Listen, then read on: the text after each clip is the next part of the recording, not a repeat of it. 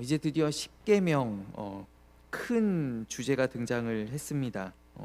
이 십계명이 주어지면서 이제 율법이 하나님께서 주신 율법의 시작입니다.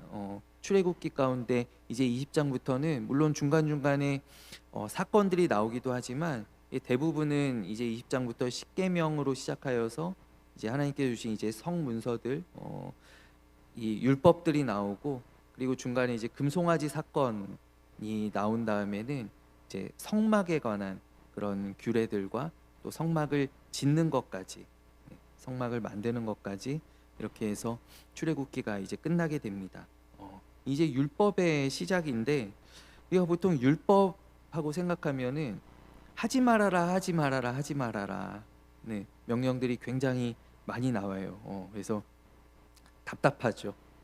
뭔가 이렇게 나를 가두고 있는 이 테두리 같이 느껴지기도 하고. 근데 이 하지 말라라고 하시는 이 하나님의 말씀 가운데 우리를 보호하시는 은혜가 있다라는 것을 알아요. 저도 이렇게 아이들 어릴 때 생각해 보면 아이들이 이렇게 뭐 전기 플러그 있는데 가까이 간다거나 이러면 제가 깜짝 놀랄 정도로 크게 이야기합니다. 만지면 안 돼. 그쪽으로 가지 마. 아이들이 막 놀라서 막 울음을 터뜨리기도 하거든요. 근데 그렇게 하는 데에는 이제 혹 내가 없을 때라도 아이들이 거기 가까이 가지 않게 하려는 그런 마음이 있는 것 아니겠어요? 그와 같이 하나님께서 우리에게 하지 말라, 하지 말라라고 하시는 그것 가운데에는 우리를 그 테두리 안에, 근데 이 테두리는 사랑의 테두리이고 은혜의 테두리라는 것이죠. 하나님의 백성들을 친히 보호하시는 그 은혜의 테두리를 우리를 위하여서 둘러쳐 주신다는 거예요. 그것이 바로 율법이다라는 것이죠. 율법은 하나님의 백성이 거룩하게 살아간다는 것, 그것이 어떤 것인가를 규정합니다. 그리고 동시에 이 율법을 우리에게 명령하신 하나님이 어떤 분이신가, 그것을 보여주는 창이기도 합니다. 그래서 우리는 율법을 통하여서 하나님은 이런 성품을 가지고 계시구나, 하나님은 이런 분이시구나 라는 것을 우리가 생각해 볼 수 있어요. 마치 이렇게 제가 자녀들에게 해주는 말에, 어떤 교훈에 제가 어떤 사람인지 드러나는 것 아니겠어요? 제가 아이들에게 얘야, 얘들아, 돈이 최고다. 이 세상에 돈 없으면 안 된다. 그러면은 제가 돈만 밝히는 사람 되는 것 아니겠어요? 그러니까 자녀들에게 가르치는 것. 또 저는 목사니까 제가 주일에 또 매 예배 때마다 제가 설교 때 강조하는 것만 봐도 제가 어떤 사람인지를 여러분들은 그래도 아실 수 있으시잖아요. 우리 목사님은 강조하시는 것들이 이런 것들이구나. 우리 목사님은 이런 목사님이구나. 이런 생각들을 이제 2년째 되니까 이제 조금씩 조금씩 하시지 않아요? 뭐 우리 목사님은 참 저런 거 싫어하시는구나, 이런 것들을 알게 되잖아요. 그러니까 이 하나님의 말씀을 통하여, 하나님의 명령을 통하여서 우리는 하나님의 성품을 바라볼 수 있다라는 거예요. 하나님께서 이런 분이시구나, 이런 명령을 내리신 하나님은 이런 분이시구나. 뭐 고아와 과부를 돌보라는 그 하나님의 명령 가운데 하나님께서는 소외된 자들을 돌보시는 하나님이시구나, 우리가 이렇게 알 수 있다라는 것이죠. 이 십계명의 이 히브리 원어 성경에서는 사실 계명이라는 말씀이 없습니다. 이 십계명을 지칭하는 단어는 딱 10마디라는 단어입니다. 10마디. 이것이 이제 영어로 번역이 되면서 10개의 계명, 이제 10계명이라는 단어로 번역이 되어서, 그래서 우리에게 이제 10계명으로 알려지게 되었는데, 유대인들은 전통적으로 오늘 이 20장 1절부터 이 17절까지가 사실 10가지 계명의 말씀이거든요. 근데 여기를 유대인들은 13개의 계명으로 본다라고 해요. 13개. 그러니까 유대인들이 볼 때에는 2절도 하나의 계명이다라는 거예요. 나는 너를 애굽 땅 종되었던 집에서 인도하여 낸 너의 하나님 여호와다. 하나님께서 당신을 지칭하시는 이 말씀도 유대인들은 계명으로 이해한다라는 것이죠. 그래서 어떤 13가지 정도의 계명으로 이것을 유대인들은 전통적으로 이해를 한다라고 합니다. 그리고 사실 개신교와 뭐 여러분들은 다 어떤 이제 개신교의 테두리 안에서 쭉 신앙생활 해오신 분들은 잘 모르시겠지만 카톨릭에서 나누는 10가지 계명, 개신교에서 나누는 10가지 계명도 조금 다릅니다. 그러니까 예를 들어서 이제 우리 같은 경우에는 3절을 하나의 계명으로 두고 그리고 4절, 5절, 6절 이것을 두 번째 계명으로 둡니다. 그런데 카톨릭이나 루터교 같은 데에서는 3절과 4절을 묻기도 하고요. 그러니까 하나님만 섬기고 우상을 만들지 말아라. 이렇게 묻기도 하고요. 그러니까 조금 이 묻는 포인트들이 조금씩 다르다라는 거예요. 그래서 이 10개를 해석하는 부분들에서 조금 차이가 있지만은 그러나 저는 오늘 우리 개신교 전통에서 우리가 알고 있는 우리가 대부분 그렇게 알고 있었던 그 십계명의 구분에 따라서 이 10가지 계명들을 하나씩 풀어보려고 합니다. 제 예상으로는 한 3주 정도를 생각하고 있습니다. 예, 오늘부터 해서 십계명을 한 3주예요. 십계명이 사실 굉장히 큰 주제이고 뭐 우리 예를 들어서 아이들과 여름 성경학교, 저도 사실 이번 올해 여름 성경학교 제가 생각할 때 올해는 십계명을 주제로 한번 해볼까 지금 이런 생각을 하고 있어요. 십계명 아니면 지금 주기도문, 구약으로 하면 십계명 아니면 지금 신약으로 하면은 주기도문. 제가 이 두 가지 주제를 가지고 제가 조금 고민을 하고 있는데 사실 한 가지 뭐 예를 들어 우리가 특별 새벽 집회를 한다든지 그럴 때 이렇게 큰 주제로 우리가 계속해서 나눌 수 있는 이 풍성한 본문이 바로 오늘 이 십계명의 본문이에요. 그래서 우리가 강해 설교하는 데 있어서 갈 길이 급하긴 하지만 그러나 또 우리에게 주신 기회를 또 언제 나누겠어요? 사실 이거 언젠가 우리 한번 합시다라고 우리 언젠가 한번 이거 일주일 잡고 합시다 하고 하게 되는 경우를 저는 잘 못 봤거든요. 그래서 지금 기회가 주어졌을 때 우리 아이도 십계명을 조금 자세하게 우리가 다루고 또 넘어가는 것이 좋겠다라는 그런 생각입니다. 그래서 오늘 가능하면 한 3계명까지 오늘 나누고 그리고 안식일 계명은 조금 중요하니까 한 주 정도 제가 할애하기를 원하고 그리고 뒤에 도덕법들은 또 한 주 이렇게 해서 한 3번에 걸쳐서 나누면 좋지 않을까라는 그런 생각입니다. 우리가 알고 있듯이 이제 십계명은 두 가지로 구분이 됩니다. 1절부터 4절까지는 1계명부터 4계명까지는 하나님과 사람 사이의 관계입니다. 하나님과 사람 사이의 관계. 이것은 곧 수직적이고 종교적인 계명이다라는 거예요. 그리고 5계명부터 10계명까지의 말씀은 사람과 사람 사이의 관계에 대한 율법입니다. 이것은 곧 수평적이고 굉장히 사회적인 어떤 규범들이다라는 것이죠. 그렇다면 오늘 십계명을 통하여서 성경이 우리에게 알려주는 것은 무엇이냐면 우리가 사회적 차원에서 범한 죄들이 있잖아요. 사회적 차원에서 범죄한 것들, 이것이 하나님과의 관계에서 범한 잘못들과 동일한 범죄에 속한다는 것을 우리에게 보여주는 거예요. 그러니까 우리가 왜냐하면 대부분의 종교들은 이런 어떤 도덕법 같은 거를 신경 쓰지 않는 종교들이 있어요.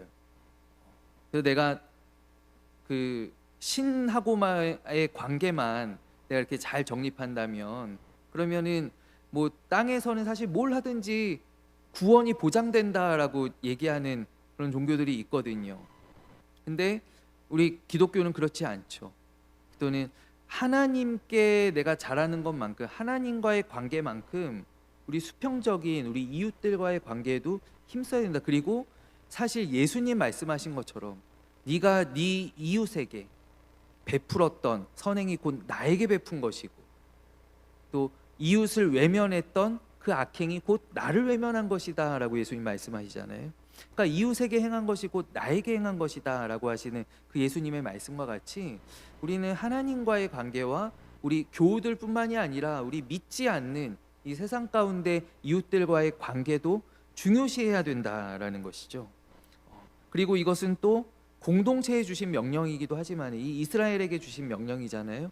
근데 이 십계명을 보면은 이 명령이 다 너는 너는 이렇게 되어 있어요.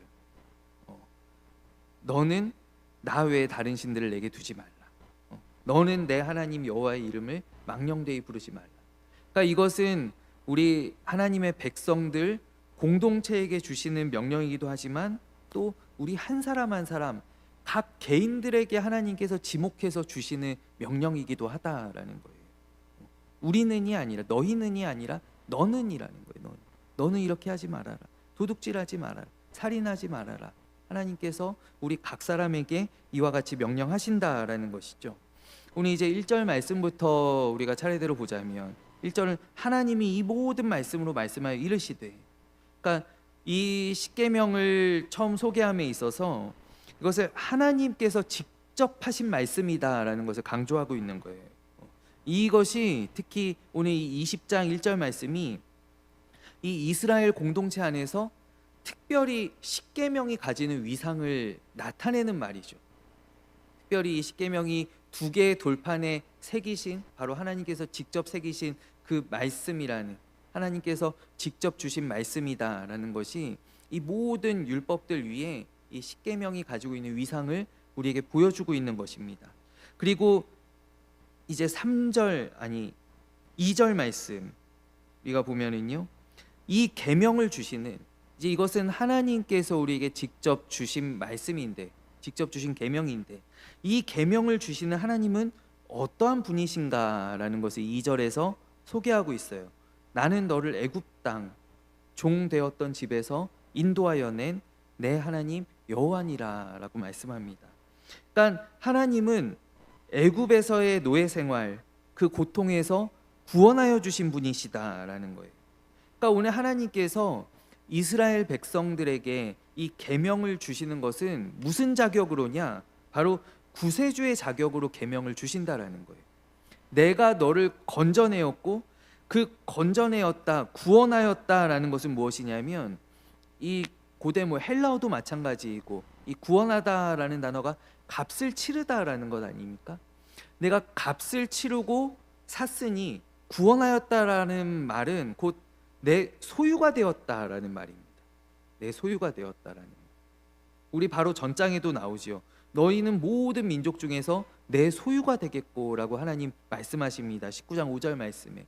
그러니까 이것은 하나님께서 당신께서 구원하신 이 이스라엘을 당신의 소유로 간주할 수 있는 권한을 가지고 계시다라는 말씀이고, 그래서 하나님께서 당신의 백성들에게, 당신의 소유된 백성들에게 이 계명을 주신다라는 거예요. 근데 이 십계명이 또 우리가 오해하면 안 되는 것이, 이것이 결코 그러면 이 계명을 받은 이스라엘은 어떻게 해야 되는가? 빚을 갚는 심정으로 이 계명을 준수하라라는 것은 아닙니다. 하나님께서 나를 값주고 사셨으니, 오늘 우리 신약의 우리 성도들은 예수님께서 나를 핏값으로 사셨으니 내가 열심히 신앙생활해서 이 빚을 갚아야지, 그런 생각으로 신앙생활 하라라는 뜻은 아닙니다. 저도 전에 이제 한창 이제 좀 방황하다가 말 안 듣다가 교회에 다시 이제 가게 되었을 때 제가 무슨 생각을 했었냐면, 나는 그동안 하나님 속을 많이 썩였으니까 내가 빡센 봉사를 해야 되겠다. 내가 좀 몸을 많이 쓰는 좀 힘든 봉사를 내가 가서 해야 되겠다. 그래서 제가 마치 그 죄를 노동으로 갚는 심정으로 그렇게 막 봉사를 했었던 그런 기억이 나요. 근데 하나님께서는 그것을 원하는 것은 아니다라는 거예요. 만약에 그렇다라고 한다면, 빚을 내가 다 탕감했다라고 느끼면은 우리는 이제 여기 매여 있을 필요가 없는 것이죠. 그런 것 아니겠어요? 하나님, 저 이제 3년 열심히 했잖아요. 3년 열심히 했으니 이제 하산하겠습니다. 안녕히 계십시오. 그리고 그렇게 갈 수 없는 것 아니겠어요? 하나님께서는 우리에게 이거를 의무처럼 부과하신 것이 아니라, 하나님께서 우리에게 원하시는 것은 무엇이냐면 그 구원의 감사로, 또 그 구원에 대한 사랑으로 우리가 자발적으로 하나님의 계명을 준수하기를 원하신다라는 것이죠. 그러니까 하나님께서는 우리를 사랑해 주신 만큼 사랑받기를 원하시는 하나님이시다라는. 그래서 우리가 이 계명을 통하여서 하나님 사랑하는 마음을 보여주기를 원하신다라는 거예요. 하나님은 태초부터 그 피조물 가운데 특별히 하나님의 형상을 따라 창조한 우리 인간들에게 하나님께서는 계속 끊임없이 사랑을 갈구하시는 거예요. 자발적인 충성, 자발적인 순종, 자발적인 사랑들을 요구하시는 거죠. 아담과 그의 아내에게 처음 주셨을 때부터, 에덴 동산을 주셨을 때부터 하나님께서는 이들이 나에 대한 순종과 나에 대한 사랑의 표시로 이 열매를 먹지 않기를 하나님은 바라셨던 거예요. 하나님께서는 계속 우리에게 어떤 자발적인 사랑을 원하시는데, 우리는 그것을 하나님의 어떤 정말 고약한 그런 우리에게 부과한 그런 의무같이 느낄 때가 많이 있다라는 것이죠.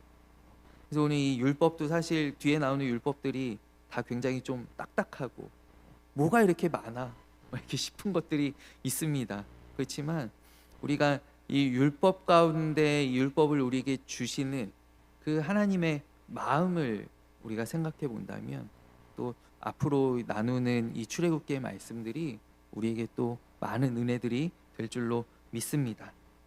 그래서 하나님께서 사실 우리에게 바라시는 것은, 내가 먼저 너희를 구원했으니 이제는 너희가 내 백성답게 살라라고 말씀하시는, 그것이 바로 율법이다라는 거예요. 여기에서도 우리가 알 수 있는 것이 은혜가 먼저라는 것이죠. 구원이 먼저라는 거예요. 하나님께서 막 노예 생활하고 있는 이스라엘 백성들에게 나타나셔서, 얘들아, 내가 이제 너희를 구원하려고 하는데 너희들 내가 구원해 주면 내 말을 들을래 안 들을래? 내가 주는 계명들 지킬래 안 지킬래? 하나님께서 이러한 조건을 주시고 우리를 구원하신 것이 아니다라는 것이죠.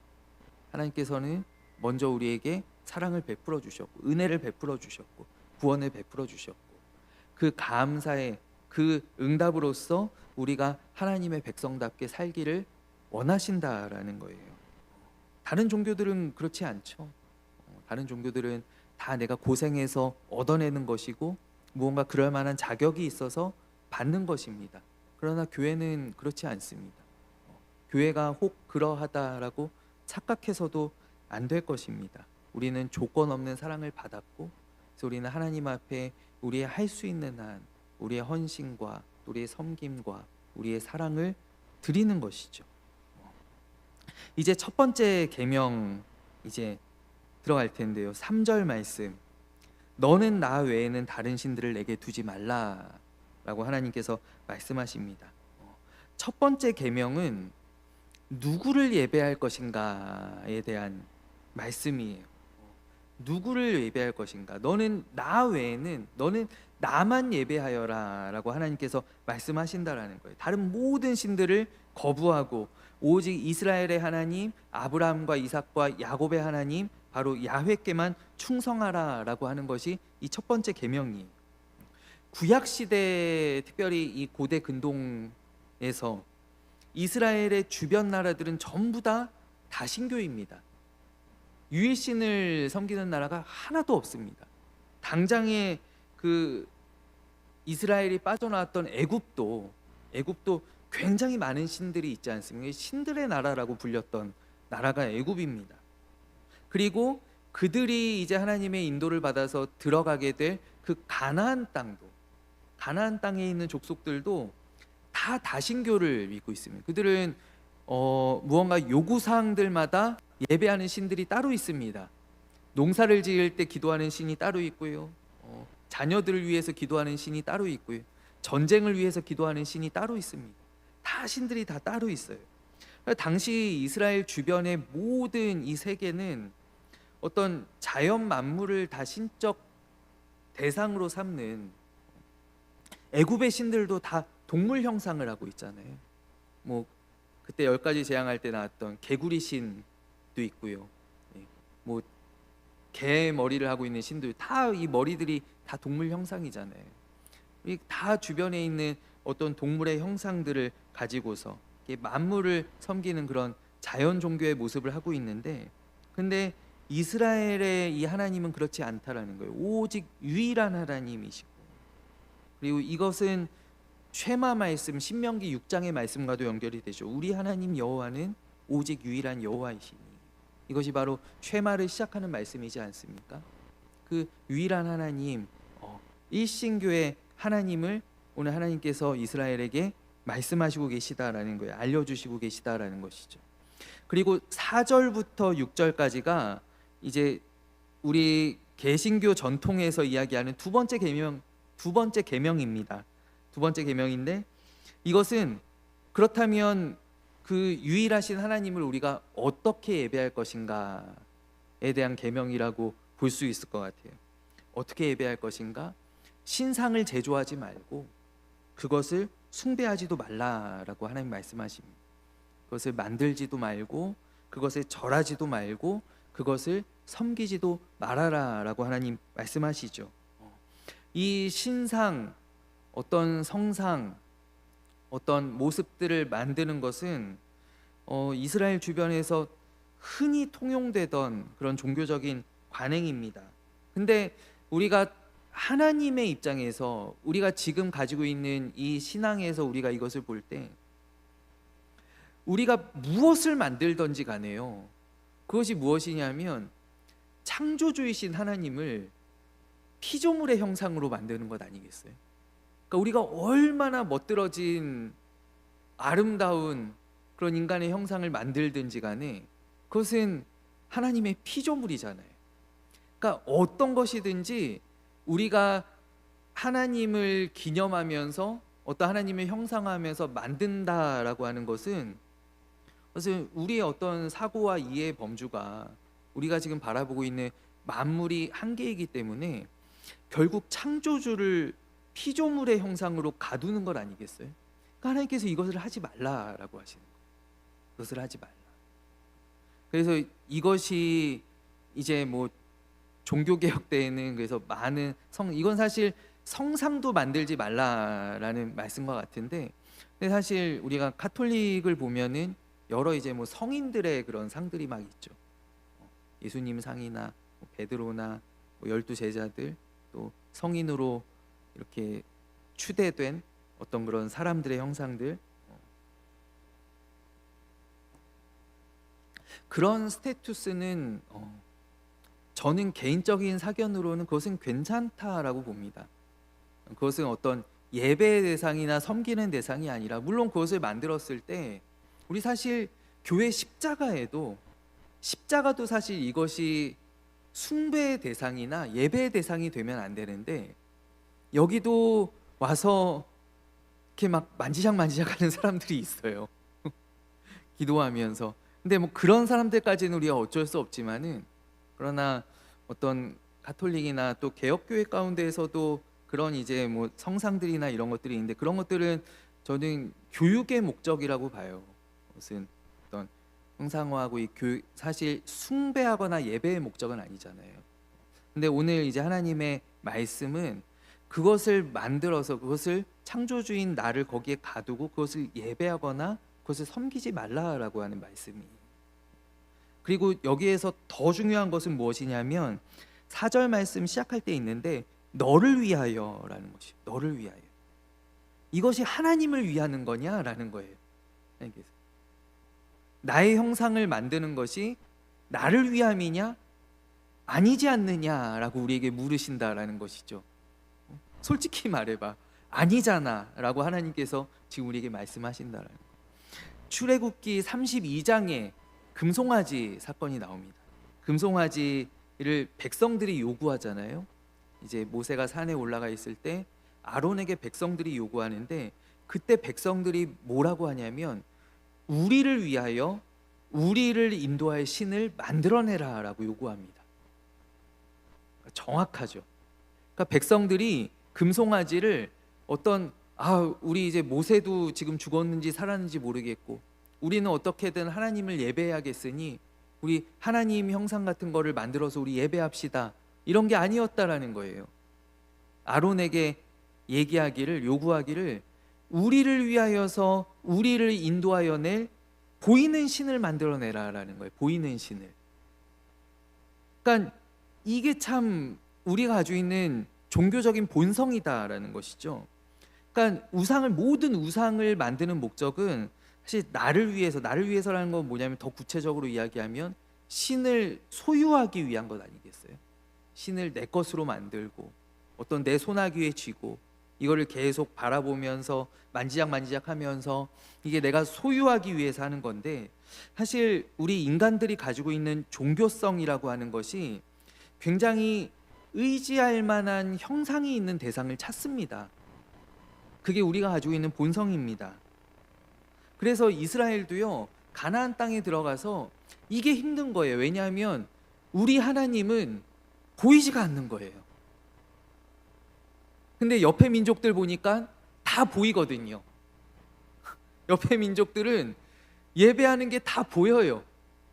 바알 신도 거기 신전에 가서, 신상에 가서 절하고, 뭐 아세라 신도 다 절하거든요. 그러니까 그게 너무 부러운 거예요. 막 다른 옆집에 있는 사람들이 와서 물어보는 거예요. 야, 너희는 종교가 뭐냐?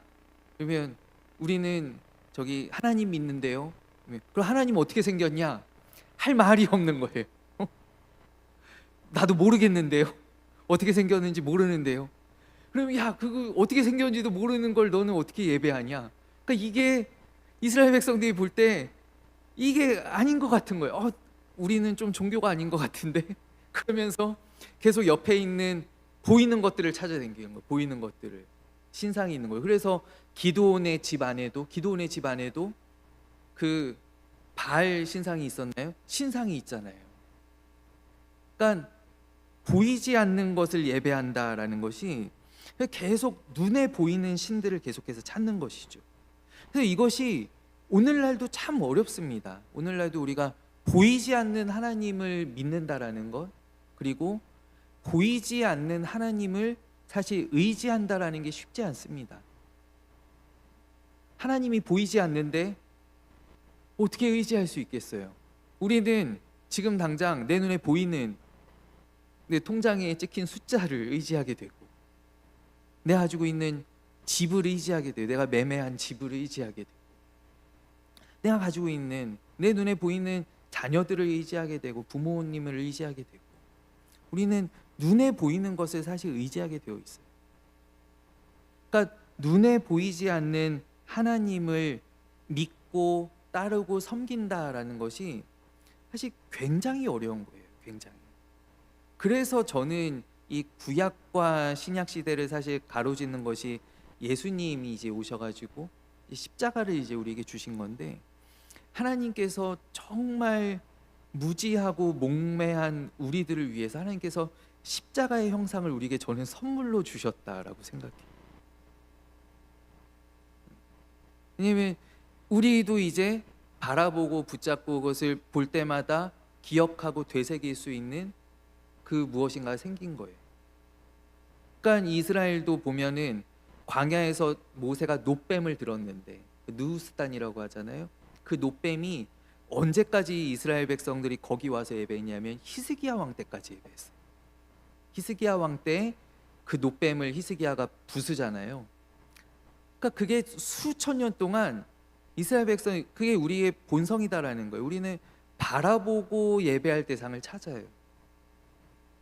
그래서 이 보이지 않는 하나님, 형상화할 수 없는 하나님, 그래서 하나님께서 친히 인간의 몸을 입고 우리에게 오셨고, 또 우리의 눈에 다 보이는 그 십자가를 지시고 죽임당하신 것은, 무덤에서 부활하신 것은 하나님께서, 저는 우리의 믿음을 돕기 위해서 그렇게 하셨다라고 저는 한편으로는 생각해요. 진짜로 하나님께서 우리를 구원하신 어떤 구속사 가운데 구원하시는 방편이었지만, 또 그로 인하여서 우리에게 사실 주신 믿음의 선물인 것이죠. 그래서 오늘 하나님께서는 이 눈에 보이는 것을 섬기고 믿고 숭배하려고 하는 그 모든 본성들을 물리치라 하라는 거예요. 이 두 번째 계명은. 그리고 하나님께서 우리에게 말씀하신 것이 무엇이냐면, 나는 질투하는 하나님이다라고. 그것들을 섬기거나 그것들에게 절하지 말아라. 나는 질투하는 하나님이다라고 하나님 말씀하셔요. 여기서 질투하시는 하나님, 이다라는 것은 무엇을 우리에게 알려주냐면은요, 이 시내산의 언약이요, 지금 이 시내산에 이제 십계명을 통하여서 하나님께서 모세를 중보자로 세워서 이스라엘 백성들과 언약하시지 않습니까? 이 언약이 결혼 서약과 같다라는 거예요. 결혼 서약과 같다라는. 그래서 이거는 남편으로서 질투하는 거예요. 이거는 배우자로서 질투하는 것이죠. 그러니까 성경은요, 우리와 하나님과의 관계를 이 부부 관계와 같이 뗄래야 뗄 수 없는 관계로 우리에게 알려주고 있는데, 우리 신약에서도 우리는 뭐라고 합니까? 우리는 예수님의 신부라고 이야기하죠. 남자나 여자나 동일하게 다 신부입니다. 보통 이제 성경에 나오는 그런 단어들 때문에 우리 다 하나님의 아들이라고 하는데, 나는 딸인데 왜 아들이라 그러냐. 근데 이게 사실 이거는 대표성을 가지고 하는 단어들이지, 거기에 굳이 내 성별을 굳이 집어넣을 필요가 없어요. 예? 너희는 예수님의 어린 양의 신부다라고 하면, 나는 예수님의 신부구나, 나는 신랑인데 이럴 필요가 없다고요. 거의 대표성을 가지고 우리에게 말씀하고 있는 단어지. 그래서 성경은 우리와 하나님과의 관계를 부부 관계라고 이야기합니다. 그렇기 때문에 이 서약이 곧 무엇이냐면 결혼의 서약이다라는 것이죠. 이스라엘 백성들과 맺은 언약이요, 어떤 주인과 종으로서의 계약이 아니라 왕과 신하들, 또 왕과 백성으로서의 계약이 아니라, 그러니까 여기에서 이 질투하는 하나님이라고 하는 이 하나님의 말씀 가운데, 야, 하나님 참 채통도 없으시지. 우리 사실 보면은 하나님 뭐 채통도 없으시지, 하면은 벌하시면 되는 걸 갖다가 뭘 또 그걸 질투하시고 그러시나. 근데 이것이 하나님께서 하나님의 백성을 대하시는 자세다라는 거예요. 이것을 알아야 돼요. 여기에서 하나님께서 우리를 어떻게 여기시는가, 하나님께서 우리를 어떻게 대하시는가, 하나님께서는 우리를 정말 당신의 신부와 같이 여기시고 우리를 사랑해 주신다라는 거예요. 그래서 우리가 다른 데로 눈 돌리는 것, 다른 것들을 바라보고 다른 거에 절하는 것, 그런 것들을 용납하실 수 없으시다라는 것이죠. 질투가 불같이 일어서 하나님은 용납하시지 못하는, 우리를 정말 그 불꽃같이 사랑하시는, 우리 아가서에 보면 그런 표현이 나오잖아요. 사랑은 불꽃보다도 강하고 라고 하잖아요. 우리를 불꽃처럼 사랑하시는 그 하나님의 사랑이 오늘 이 십계명 가운데에도 이렇게 나타나잖아요. 이렇게 우리에게 엿보여지고 있다라는 것이죠. 그리고 세 번째 계명이 무엇이냐면 오늘 7절 말씀에, 너는 내 하나님 여호와의 이름을 망령되이 부르지 말라라고 말씀합니다. 그의 이름을 망령되게 부르는 자를 죄 없다 하지 아니하리라 라고 하나님 말씀하셔요. 하나님은 우리가 앞서 이제 계명들을 보면 하나님은 정말로 우리에게 가장 친밀한 존재가 되십니다. 우리의 가장 가까이 있고 우리를 너무나 사랑하시고 우리를 위해 모든 것을 다 내어주시는 그 하나님을 우리가 계명 가운데에서도 발견할 수 있죠. 그러나 동시에 우리는 무엇을 생각해야 되냐면, 그와 동시에 하나님께서는 우리가 결코 범접할 수 없는 거룩한 분이시다라는 것을 우리가 또한 알아야 된다라는 거예요. 그래서 하나님 너무나 우리와 친밀하시지만 동시에 하나님은 감히 우리가 범접할 수 없는 거룩한 분이시다라는 거예요. 이것이 바로 하나님을 경외하는 믿음 아니겠어요?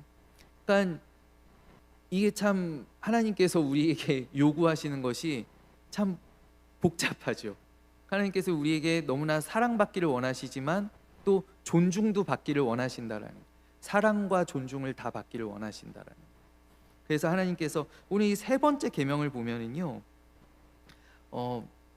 여기 앞선 두 계명과 다른 것이 무엇이냐면, 하나님께서 당신을 지칭하실 때 나를 1인칭으로 지칭하십니다. 나 외에는 다른 신들을 내게 두지 말아라. 나 하나님 여호와는, 그래서 나로 말씀하시는데, 이 세 번째 계명에서 나를 사랑하고 내 계명을 지키는 자에게 내가 천대까지 은혜를 베푸느니라, 하나님 이렇게 말씀하시는데, 요 세 번째 계명 7절에서는 너는 내 하나님 여호와의 이름을, 여기서 3인칭으로 얘기하신단 말이에요. 3인칭으로 당신을. 지금까지는 여기도 만약에 앞선 계명들과 문법을 통일하려면 너는 내 이름을 망령되이 부르지 말아라, 이렇게 얘기하시면 되는 것 아니겠어요? 너는 나의 이름을 망령되이 부르지 말아라, 이렇게 말씀하실 텐데 여기서 3인칭을 썼단 말이죠. 이것을 이제 성경학자들이 뭐라고 하냐면 하나님과 우리 사이의 거리를 하나님께서 알려주신다라는 거예요. 하나님과 우리 사이의 거리. 그러니까 지금까지 굉장히 친밀하고 우리의 아버지이시고 나를 사랑하신 하나님, 그러나 그 하나님은 우리가 가까이 할 수 없는 거리가 있으시다라는 거예요. 그래서 우리가 사실 우리 관계 가운데 관계를 잘하는 사람들이 어떤 사람들입니까? 거리 조절을 잘하는 사람들 아니겠어요? 거리 조절을 잘 못하면 우리가 선을 넘는 일들이 생기고, 선을 넘으면 결국 다툼이 오가고 주먹이 오가고 막 이렇게 되는 것이죠. 그래서 이 거리 조절이 굉장히 중요한데, 오늘 이 인칭도 하나님께서 우리에게 알려주시는 거리다라는 거예요. 너는 나한테, 내가 너무나 사랑하고 내가 너무나 좋아하는 내 백성이지만 그러나 이 선을 넘지 말아라 라고 하는 하나님께서 알려주시는 거리감이다라는 것이죠. 하나님께서 친히 우리에게 이름을 알려주셨습니다. 모세에게도 알려주셨고 모세를 통해서 이스라엘 백성들에게도 알려주셨습니다. 이 이름을 안다라는 것이 사실 굉장히 친밀하잖아요. 사람이 이름을 부른다라는 것은 굉장히 친밀한 표현이잖아요. 우리가 어느 정도 이렇게 다 나이가 되고 우리 다 이렇게 어떤 존중받을 만한 그런 위치에 올라가면은 우리가 이름 함부로 잘 부르지 못하거든요. 저한테도 사실 제가 어리고 부족하지만은 저한테 구일 목사님 이렇게 부르시는 분 없잖아요. 정 목사님 이렇게 부르지 사실 이름 부르는 것들이 쉽지 않거든요. 근데 오늘 하나님께서 이스라엘 백성들의 이름을 가르쳐 주셨단 말이에요. 그 이름을 알고 있다라는 것 자체가 굉장히 우리에게 주신 큰 은혜이고 축복이고 큰 특권이기도 하지만 사실 굉장히 위험하기도 하다라는 경고가 오늘 이 계명 가운데 담겨 있는 거예요. 알고 있는 이름을 함부로 부르지 말아라. 하나님께서 우리를 위하여 우리에게 다가오시려고 하나님께서 이름을 알려주셨지만, 그렇지만 너희는 선을 지켜야 된다라는 것이죠. 하나님께서 사실 이 경고해 주시는 게 너무 고맙지 않습니까? 우리 보통 윗사람한테 실수할 때 생각하면 윗사람들이 경고를 안 해줘요. 참다가 나중에 해고해 버리죠. 이렇게 잘라버리죠. 손절한다든지. 우리 관계들이 대부분 그렇습니다. 우리 경고를 잘하지 않습니다. 특히 우리나라 사람들은 더 그렇죠. 서양 사람들은 그런 어떤 계약 문화나 이런 것들이 많이 발달해 있지만 우리나라 사람은 경고하지 않고 꾹 참다가 나중에 그냥 손절해 버립니다. 나중에 연락 끊어버리고요, 잠수 타고요, 막 그럽니다. 근데 하나님께서는 다 경고해 주시는, 이게 얼마나 감사한 일이에요. 저는 이게 너무나 감사하다라고 생각해요. 오늘 세 번째 계명 다 못했는데 제가 맞춰야 될 것 같아요. 시간이 3주 만에 하겠다라고 했는데 일단 3주 만에 꼭 하게 되리라고 믿고, 오늘은 시간이 많이 되었기 때문에 제가 오늘은 여기서 말씀 마무리하고, 우리 오늘 하나님께서 우리에게 주신 율법, 은혜의 율법입니다. 우리를 속박하려고, 우리의 마음대로 못하게 하려고 주시는 것이 아니라 우리에게 사랑으로 주신 것이고 은혜로 주신 것입니다. 우리가 이제 오늘부터 시작해서 이제 십계명의 말씀, 또 뒤이어서 계속 하나님의 계명들을 나눌 때 그 은혜들이 우리 안에 풍성하게 흘러 넘치기를 간절히 소원합니다. 우리 함께 기도하고 제가 축도하고 예배를 마치겠습니다. 하나님 아버지, 오늘 이제 우리 모세를 통하여서 주신 십계명의 말씀들 이제 우리가 함께 나누기 시작하였습니다.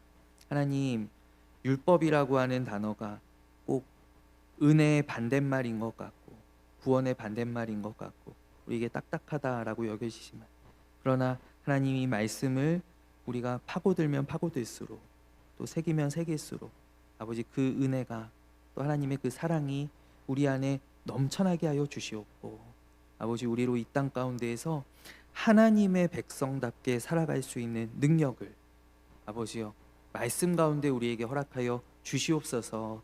아버지 오늘도 또 늦은 밤 돌아가시는 발걸음들 주님께서 한 분 한 분 지켜 동행하여 주시고,